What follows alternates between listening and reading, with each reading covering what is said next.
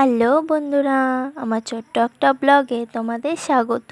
তো আমরা ভোর 2টায় উঠে স্নান টান করে রেডি হয়ে গেছি এক জায়গায় যাওয়ার উদ্দেশ্যে। তো আজকে ছিল শ্রাবণ মাসের দ্বিতীয় সোমবার, আর আমরা হলাম শিব ভক্ত। তো আমরা তো বাবার কাছে যাবই, তো যাওয়ার জন্য রেডি হয়ে বেরিয়ে পড়েছি বাবার মাথায় জল ঢালার উদ্দেশ্যে। এসে দেখি এত বড় একটা লাইন, আর আমি তো কোনো দিনও আসিও নি বানেশ্বর জল ঢালতে বাবার মাথায়। তো আমি একটু দেখতে গেলাম যে লাইন থেকে কতটা দূরে বাবার মন্দির আছে।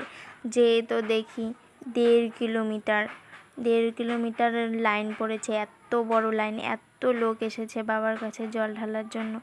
তারপর আমি দেখে দেখে এসে আবার লাইনে দাঁড়িয়ে পড়লাম। দেখো আমার বোনে কত রাগ করে লাইনে দাঁড়িয়ে আছে।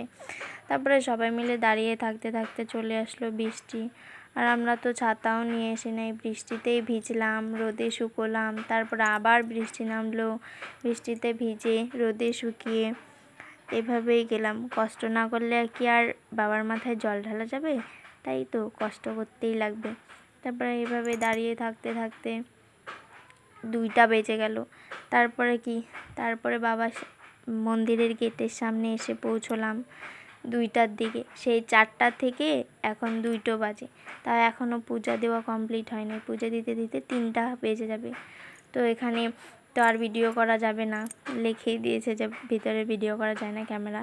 তো পুজো টুজো কমপ্লিট করে প্রণাম করে বেরিয়ে আসলাম মন্দির থেকে। তো এখন কিছু খেতে হবে, সারাদিন উপোস ছিলাম। তাই বোন আর আমরা সবাই মিলে একটু কিছু খেয়ে তারপরে কি বেরিয়ে পড়লাম বাড়ি যাওয়ার উদ্দেশ্যে। সেই ভোরবেলা এসেছি, এখন বাজে 3টে। তো আমরা বাড়ি যাই, টাটা।